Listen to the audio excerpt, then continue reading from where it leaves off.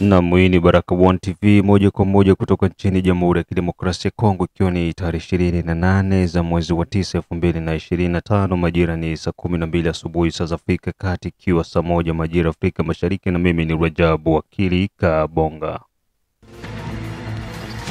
Ili kuanza kupata habari zetu za moto kila siku, tafadhali like pia subscribe Baraka One TV. Tuko pia Facebook pamoja na TikTok, like na follow page zetu, na hivyo utakuwa kwanza kupata habari zetu za moto kila wakati. Kwanza ni muktasari wenyewe wa habari za moto. Nzibira, ndege za kivita za FARDC za wasambaratisha magaidi wa M23. Uvira, wazalendo na FARDC waimarisha usalama jijini Uvira. Marekani, USA yathibitisha kupata chanzo cha mzozo nchini Jamhuri ya Kidemokrasia ya Kongo ili kuleta amani ya kudumu.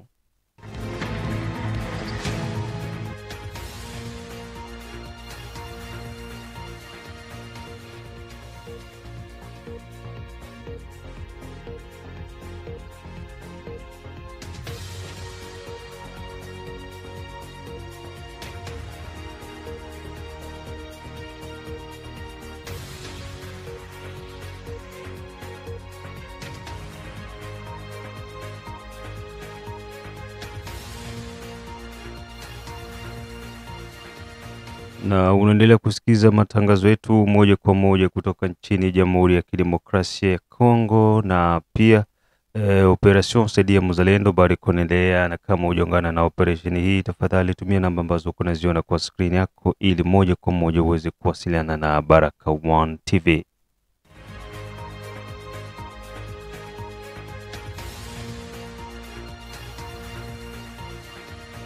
Na moja kwa moja tuanze na taarifa hizi kutoka huko Nzibira, ambako ndege za kivita za FARDC za wasambaratisha magaidi wa M23, Alliance Brave Congo pamoja na RDF.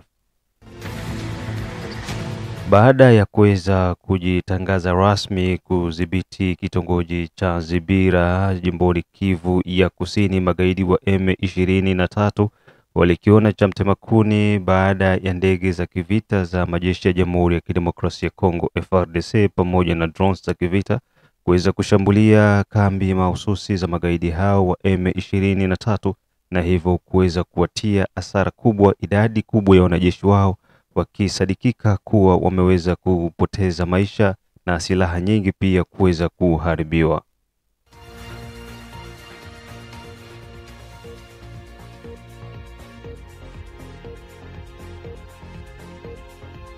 Tofauti na uharibifu wa silaha ndogo ndogo, pia mitambo ya kuzuia ndege kupaa na yenyewe pia iliweza kushambuliwa na ndege za Jamhuri ya Kidemokrasia ya Kongo, na hivyo kuwatia hasara kubwa RDF na zaidi sana majeshi na zaidi sana serikali ya Kagame ambayo inakuwa ikiwasaidia magaidi wa M23. Bitu nageuka banduku, bitu nageuka sai Nzibira, bitu nageuka. Mungu iko pamoja na sie, msikilize tu pale. Kama ona habari kamilifu, unakala kimya, unafuata habari benye bana fuatilia habari biko na kujulisha. Ndio ile mambo ya maendeleo, basi tushachia Mungu bila. Tunayo kwanza, maendeleo ya kwanza ni kimya na usalama muinchi, ndio maendeleo ya kwanza. Hawezi fanya projet, hawezi fanya development kama hakuna pe. Tout d'abord la paix. Ndio ile bitu nabadilika Nzibira. Namusha sikia gisi wenye ba master bakaoko banahangaika saa hii. Sasa mitingi nyeli kwa na tilo inasambalana, drone ilikuwa prepare kama kuharibisha drone yetu Sokoi. Deja ba FARDC bali bombarde hayo. Ile yote inaonyesha kama Mungu iko upande wetu. Aye drone bofrera, aye drone wameipasua. Felix amejitoa leo, amejitoa nyuma, amepasua ile drone yenyewe Rwanda ilikuwa imeweka Moshaki, Nzibira, ingine akaweka Walikale, ili wanapiga bombe kutoka Kongo, inapiga bombe zile za ndege hazikuwa zinaingia chini wakitaka kupiga Ruchuru. Hasa kwa nguvu za nani amezipasua zile drone za Rwanda zenyewe walikuwa wameweka Walikale, bamepasua zile za Mushaki, bamepasua zile zenye walikuwa wanasema wameweka Kalehe na hizo Zanzibira. Njoo sasa kumaliza kuzipasua, bombe zikaanza ingia chini sasa. Wamenyorosha wa jamaa. Angalia vile watu wanalia sana, kupiga nduru. Grupe ya Wanyamulenge na Zebeti Felix, eti alisemanga Felix simu tu, banakataa. Amenyorosha na kuambia. Upande mwingine, Kasirusiru imerudi mikononi mwa wazalendo pamoja na FARDC baada ya kuwapiga magaidi wa M23.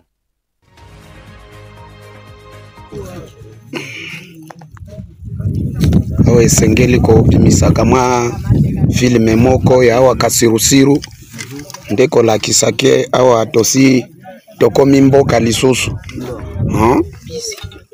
Wow. Kasirusiru awa. Hapa ni kuonesha deja Kasirusiru tulisha irekipere.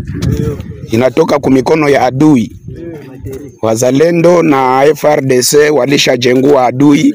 Anakimbia. Kasirusiru hakuna tena adui. Tulisha mjengua hapa. Kasirusiru yote hii iko kumikono ya wazalendo na FARDC. Adui tulisha mjengua.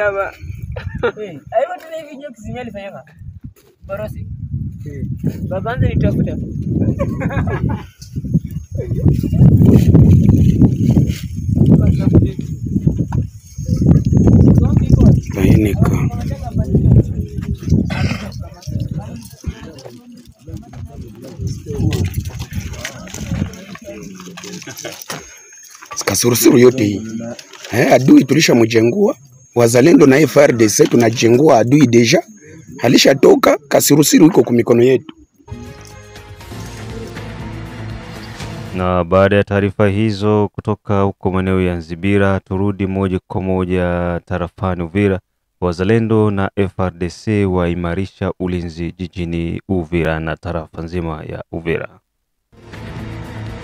Kutokana na uvumi unaozidi kuzagaa kwenye mitandao mbalimbali ya kijamii, huku magaidi wa M23 wakizidisha propaganda za kudhibiti mji wa Uvira, na huku wakizidi kuwadanganya wananchi maeneo mbali kwamba majeshi ya Jamhuri ya Kidemokrasia ya Kongo FARDC wameanza kukimbia Uvira wakielekea Kalemie, hilo ni jambo la uongo na wala halina ukweli ndani yake. Wazalendo pamoja na majeshi ya Jamhuri ya Kidemokrasia ya Kongo wanadhibiti vizuri sana Uviraville pamoja na tarafa nzima, huku ndani ya plain ya Ruzizi kukijaa zaidi ya wazalendo 26,000, na wazalendo walikuwa na kauli hii kutokana na yale ambayo yako yanasemwa kwenye mitandao mbalimbali ya kijamii.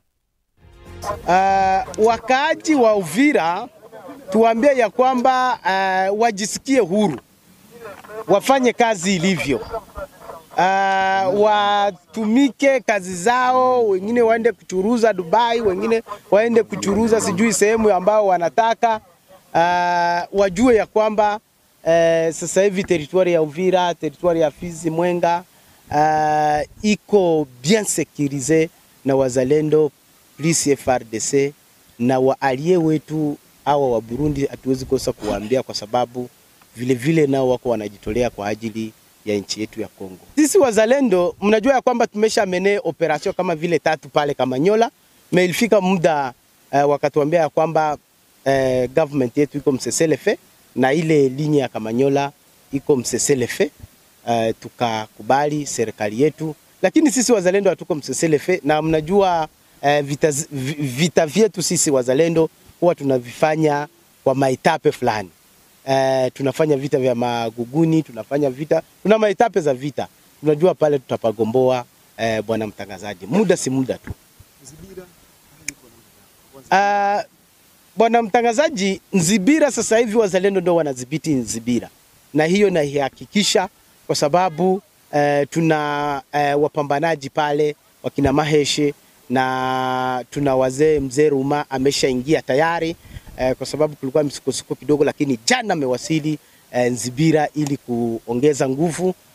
Tuna Malaika yuko pale, tuna wazalendo wengi wako pale, makamanda wakuu na wamejitahidi kabisa wakati M23 ilirusha mabomu. Nawaza ya kwamba inakuwaka tu ni vurugu kidogo tu, haiko kusema aseme FARDC wanagombana na wazalendo. Kama hapa Uvira sisi hatugombanaka na FARDC, hapana. Sisi tulikuwa na FARDC. Lakini kulikuwa baadhi ya wale watu ambao walienda kuchokoza huku na huku, lakini sisi wenyewe kama vile viongozi wakuu tulikuwa pamoja na FARDC. Hata na kule kulikuwa tu ile mala atandi, lakini nawaza iliisha. Hata ndani ya nyumba mtoto anapiganaka na mwenzake mkubwa na mdogo, lakini wakati mzazi anafika na waambia, anawanyamazisha na ile mambo inaisha. Neno langu la mwisho bwana mtangazaji ni kuambia wakongomani wote ya kwamba tushikane mkono. Hii nchi ya Kongo hatuna ingine isipokuwa hii, na ni lazima tujitolee. Na nyinyi watangazaji tunahitaji tuone wale wamoja ambao wanakuwa wazalendo ndani yetu, ili wawe wanafika kwenye shade batai. Nitawaambia ya kwamba juzi tulipigana Rugezi na tulikamata mateka ya wa M23, tuko nao. Wakati tutawaleta hapa tutawaonyesha nao. Kakobanya alipigana alikamata mateka, iko nao wako wanakuja.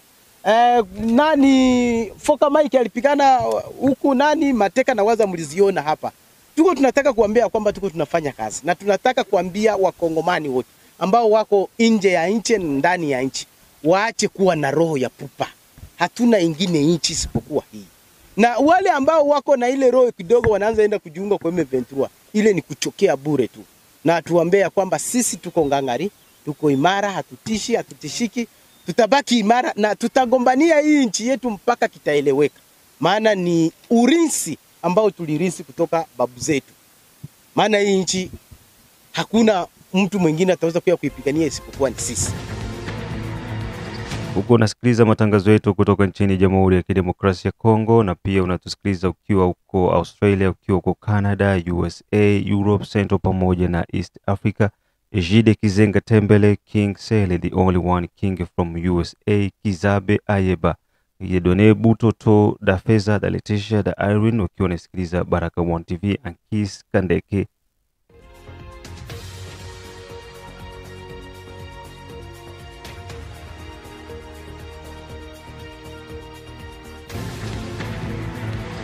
Na baada ya taarifa hizo tuingie nchini Marekani, ambako serikali ya Marekani yathibitisha kupata chanzo cha mzozo nchini Jamhuri ya Kidemokrasia ya Kongo ili kuleta amani ya kudumu.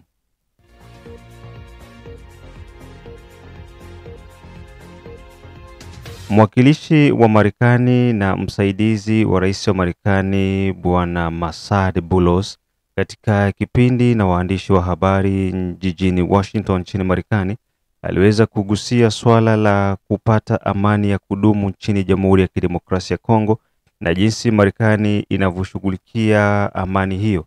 Ni lazima kwanza kwa serikali ya DRC pamoja na ile ya Rwanda waweze kutengeneza uaminifu na pia kushirikiana kwa pamoja kwa lengo la kujua chanzo haswa cha mizozo inazidi kukisiri mashariki mwa Jamhuri ya Kidemokrasia ya Kongo, na baada ya hapo ndipo amani ya kudumu itaweza kupatikana. Pia Bwana Boulos alizungumzia masuala ya kubadilishana wafungwa kati ya serikali ya DRC pamoja na magaidi wa M23. Mengine zaidi kutoka Washington.